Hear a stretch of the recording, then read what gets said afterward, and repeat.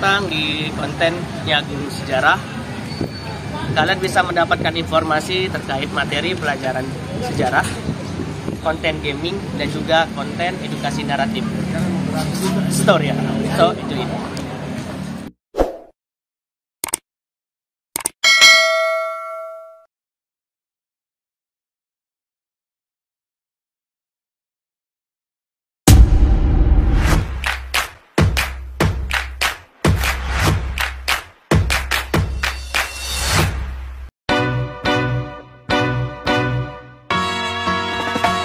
Singing low while I pop a bottle off of your chain swinging, clang clang, and it costs a lot. Bitch, I'm always at the guala, yeah, and you are not badass beat. Keep on going to.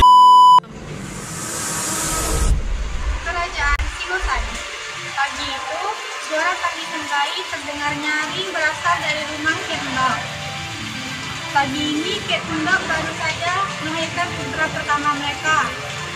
Seorang bayi merah berjenis kelamin laki-laki dan sangat tampan. Keduanya merasa sangat berbahagia, namun juga bersedih karena mereka tahu mereka takkan bisa membesarkan putra mereka.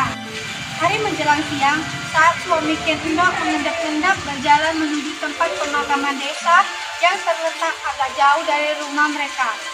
Sebenarnya, ia ingin melakukannya saat hari mulai gelap, namun ia tak tega membiarkan istrinya lebih dalam lagi menyesali takdir ini. Ia harus membuang bayi kecil itu sekarang juga dan secepatnya. Ia pun menaruh bayi merah itu di bawah pohon teduh di depan tempat pemakaman. Lalu ia meninggalkannya. Suatu saat seseorang yang bernama Lembong sedang berjalan melewati tempat pemakaman. Tiba-tiba ia mendengar suara tangisan bayi itu. Suara itu menuntunnya berjalan menuju sumber suara dan mendekati sesosok bayi mungil dan itu tergeletak di bawah pohon. Entah kenapa, suatu membuat Lembong berkeinginan untuk membawa bayi mungil itu pulang. Akhirnya, ia membawanya pulang. Ken Arok tumbuh menjadi seorang pemuda yang gagah berani.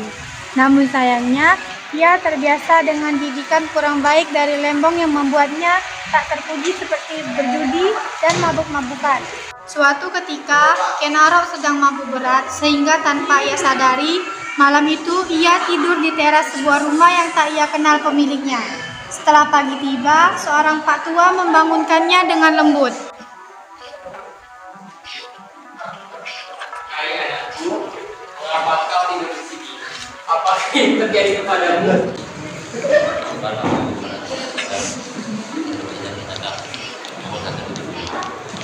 Baiklah, masuklah anak. Ini rumahku. Aku loh gawe, aku seorang Brahmana.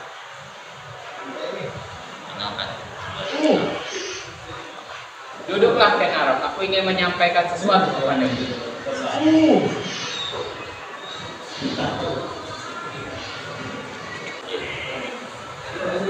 Kau pemuda yang sangat bijaksana. Semua orang tahu perihal kegagahan dan keberanian. Semua orang tahu pula perihal kepribadianmu yang kurang baik.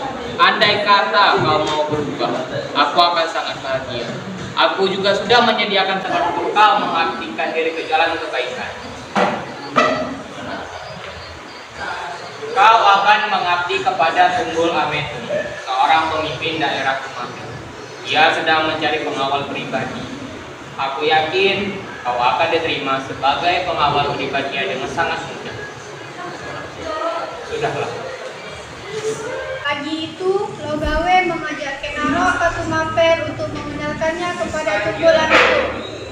Dan karisma Ken Arok pun mampu memikat hati Tunggul Ametung. Ken Arok langsung diterima sebagai pengawal pribadi Tunggul Ametung. Tak berapa lama, Ken Arok juga mampu membuat Tunggul Ametung dengan cepat mempercayainya. Sehingga setelah itu Ken Arok pun menjadi orang kepercayaan Tunggul Ametung. Namun, sesungguhnya di balik perilaku Ken Arok yang mengagumkan, ia menyimpan perasaan yang tak seharusnya ia punyai. Ken Arok mencintai Ken Dedes, istri Tunggul Ametung. Selama ini, Ken Arok menyimpan perasaannya dalam-dalam karena Ken Dedes adalah istri tuannya. Namun, ia tak bisa menahannya lebih lama lagi.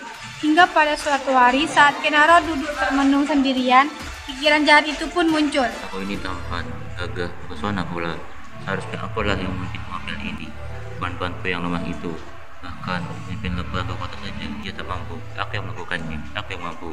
Seharusnya akulah yang mendapatkannya. Setelah itu, Kenaro pergi menemui Empu Gandring, pembuat keris terkenal di pinggiran Tumapel.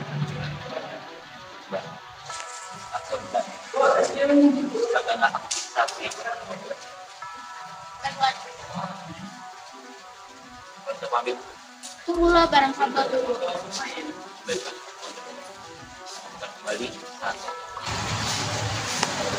Kenaro meninggalkan rumah Empu Gandring dengan senyum lebar.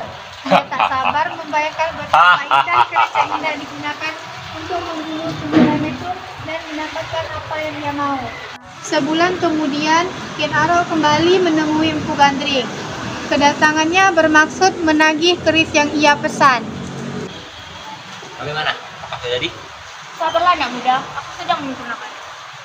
Engkau terlalu lama. Aku hendak mengulangi. Apa? Kau ingin menggunakan keris yang tidak baik? Dasar anak muda. Banyak bicara, kau udah tua. Matilah kau. Keris itu telah kukutuk anak muda. Ia akan membunuhmu dan 7 keturunanmu kelak. Aku cabut dulu.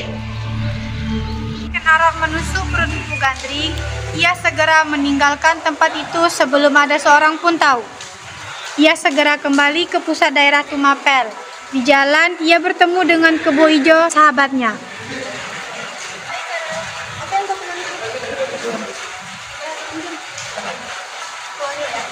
Kebo Ijo berlalu meninggalkan Kenaro. Ia menuju sebuah warung makan tempat di mana banyak warga biasanya berkumpul. Ia mengambil posisi duduk sambil memamerkan keris yang baru ia pinjam dari Kenaro. Hei Dracula, aku ada keris baru. Benarkah itu Kebo Hijau? Iya, masa orang sini punya? Bolehkah aku meminjamnya? Boleh. Baik sekali kau, aku juga mempunyai keris. Sebenarnya bukan keris sih, tapi pacar. Lihat itu. Sore itu, Kebo Ijo menemui Kenaro untuk mengembalikan keris miliknya. Lalu pada malam harinya, Kenaro melancarkan aksi untuk membunuh Tunggul Ametung saat ia sedang duduk bersantai di depan halaman rumahnya. Tanpa disadari, Ken Dedes yang sedang hamil 3 bulan anaknya bersama Tunggul Ametung mengetahui bahwa Kenaro yang membunuh Tunggul Ametung. Ia melihat jelas dari jendela. Setelah Tunggul Ametung meninggal, Kebo Ijola yang dituduh publik sebagai pembunuhnya. Karena Kebo Ijola pernah mengakui keris itu sebagai miliknya. Setelah semua proses peradilan terhadap Kebo Ijo selesai, Kenaro naik tahta menduduki jabatan Tunggul Ametung sebagai pemimpin daerah Tumapel. Suatu hari datanglah beberapa orang Brahmana ke rumah Kenaro. Para Brahmana tersebut meminta Kenaro selaku pemimpin Tumapel untuk bekerja sama meruntuhkan kekuasaan kerajaan Kediri yang sewaktu itu menguasai Tumapel dan daerah-daerah lainnya. Sudikah baginda membuat kembali teman abang mengajukan kerajaan dulu, sebab kerja mereka belum kuat. Mari kita bersama-sama memikirkan kerajaannya. Boleh, tapi apakahnya tidak kelihatan? Keyakinan ya, hamba tahu. Apa teman mereka? Tidak. Lalu mereka berdua pun menyepakati konspirasi itu untuk meruntuhkan kerajaan Kediri tersebut. Rencana penyerangan pun mulai diagendakan.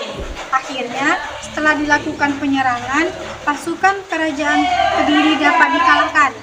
Tumapel pun berkembang menjadi sebuah kerajaan bernama Singosari dengan Kenaro sebagai raja pertamanya. Hari berganti hari, Anuspati, anak Ken Dedes bersama Tunggul Ametung semakin beranjak dewasa. Ia menyimpan dendam kepada ayah tirinya Kenaro. Ken Dedes telah memberitahu Anuspati perihal sebab kematian ayahnya. Akhirnya, Anuspati pun berencana membunuh Kenaro demi membalaskan dendamnya. Namun, ia tak mau melakukannya sendiri. Ia tak mau mengotori tangannya karena ia berambisi menjadi Raja Singosari sepeninggalan Ken Arok. Ia pun menyuruh Ki Pengalasan untuk melakukan hal tersebut. Wahai Ki Pengalasan, bunuh Ken Arok. Benarkah itu yang mulia? Ya, benar. Namun mengapa yang mulia ingin membunuh ayah muda sendiri? Sudah, laksanakan saja. Baik yang mulia. Tiba Ki Pengalasan melancarkan aksinya. Ki Pengalasan pun membunuh Ken Arok. Setelah Ken Arok meninggal, Anuspati naik tahta menjadi raja di kerajaan Singosari, menggantikan Ken Arok. Namun, Tohjaya, saudari tiri Anuspati, yakni anak Ken Arok dengan Ken Umang tidak terima atas hal tersebut. Akhirnya, Tohjaya membunuh Anuspati untuk menduduki tahta sebagai raja kerajaan Singosari. Digulingkan pula Rongruni. Setelah Rongruni meninggal, serta kerajaan diberikan kepada Kartanegara. Ialah Raja Singosari yang paling terkenal. Suatu hari dalam rapat rutin pimpinan kerajaan, aku ingin kita melakukan usaha sendiri. Perintahkan kau Mayasanaga untuk memimpin ekspedisi ini. Ekspedisi ini aku namai dengan ekspedisi Pamalayu. Kita juga harus bisa menggulingkan kekuasaan Sriwijaya yang sedang berdominasi. Kita juga harus mencegah masuknya pengaruh dari Cina.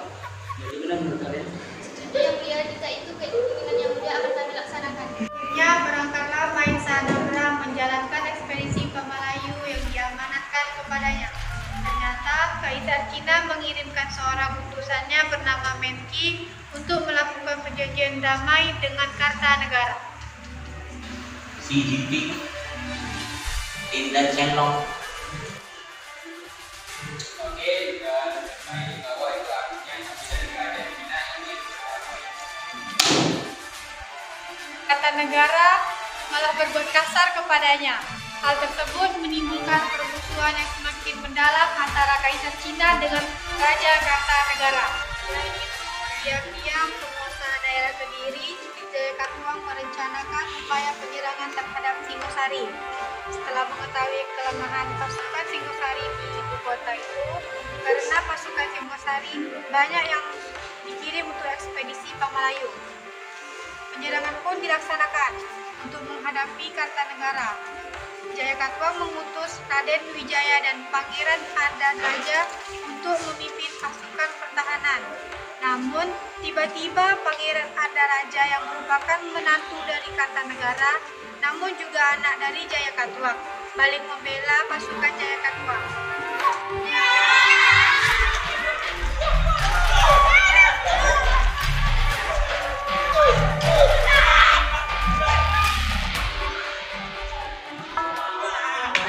Akhirnya kerajaan Singosari dapat diruntuhkan dan Raja Kartanegara meninggal dalam tragedi tersebut.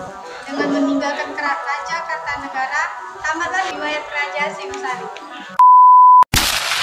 Ken Arok tumbuh menjadi seorang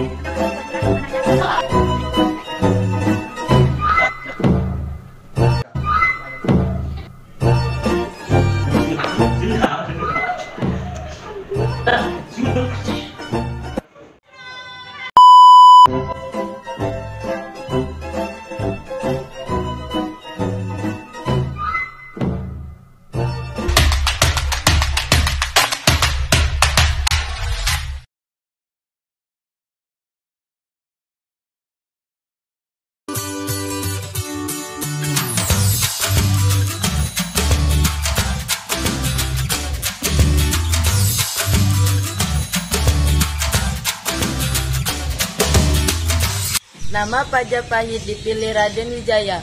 Ketika masyarakat Madura dan Raden Wijaya membuka lahan di desa Tarik untuk membangun sebuah kerajaan.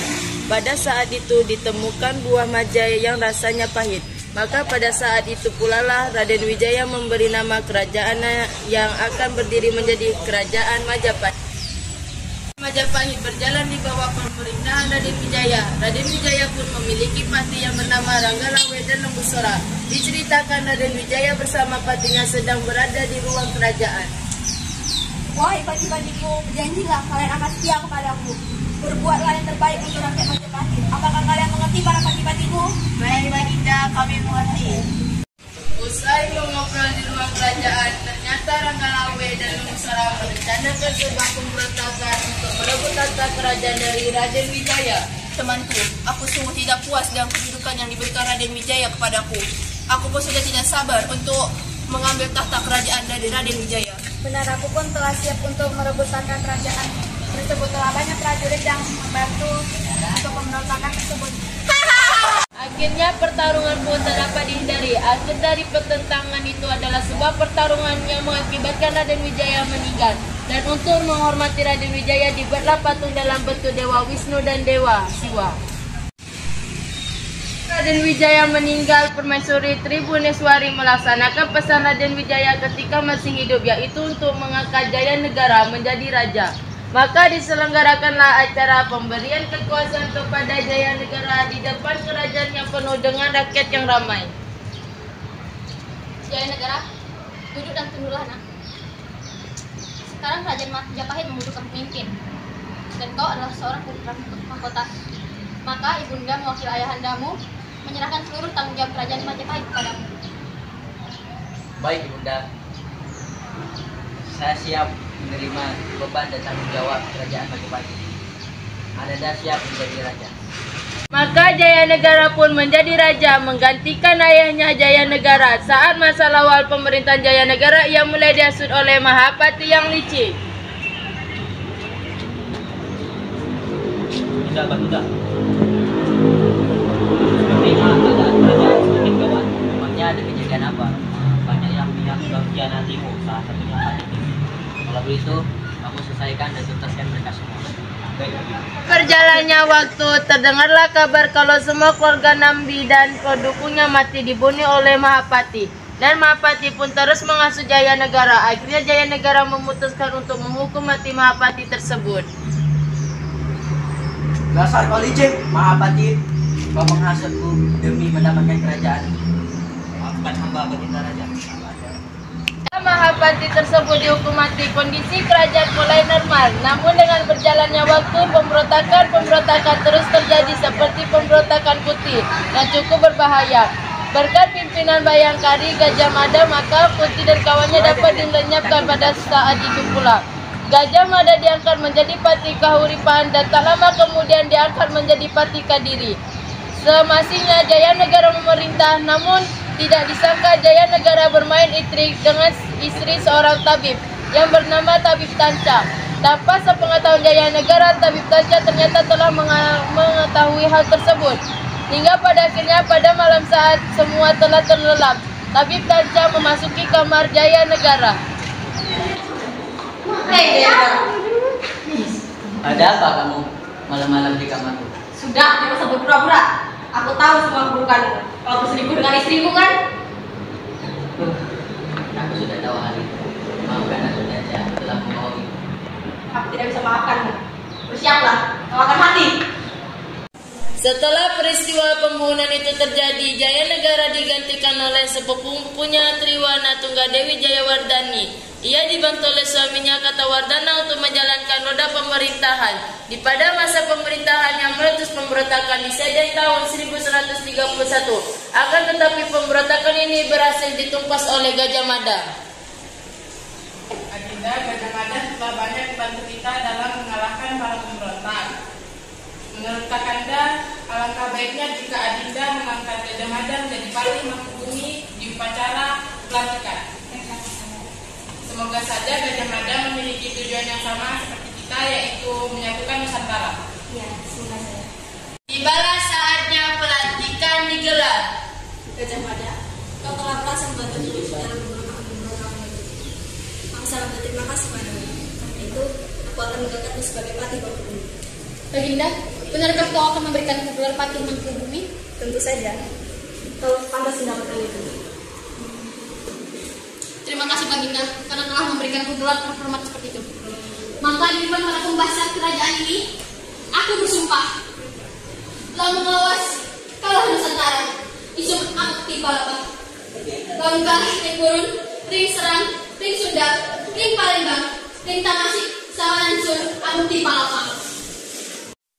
Gajah Mada, kau memang ahli yang hebat. Kau bisa melakukan setara dengan sumpah pelamonnya. Terima kasih Baginda, tanpamu aku tidak akan bisa meraih seperti ini.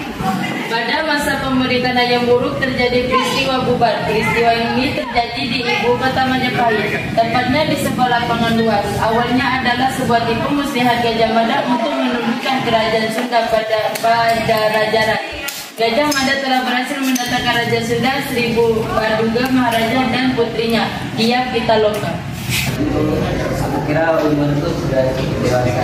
Aku melihat putri Sri Baduga Maharaja dan aku ingin menjadikannya agar hubungan keluarga kita semakin dekat.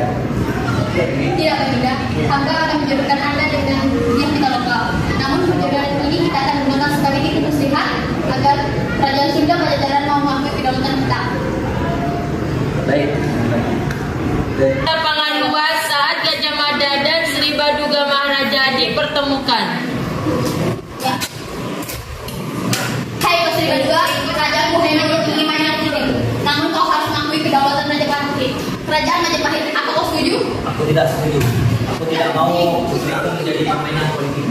Dasar kau benar perjuangan. Jika kau tidak ingin terjadi peperangan dan prajurit gugur, maka kau harus menerima penawaran ini. Apa kau mengerti? Dari kejauhan datang Dia Pitaloka. Tidak, aku akan setia pada kerajaanku. Aku tidak akan mau menikah dengan rajamu. Baiklah, maka di tempat ini akan terjadi pertumpahan darah. Terimalah penawaranku, menikahlah dengan rajaku. Aku tidak akan tetap mau. Aku tidak mau hidup bersama rajamu. Lebih baik aku mati daripada harus mengakui kedaulatan kerajaanmu. Aku tidak sedih. Aku akan bunuh diri sebagai tanda bahwa aku akan setia pada kerajaanku. Jangan anakku, aku tidak ingin kau mati. Terimalah perjodohan ini. Tidak ada. Aku akan.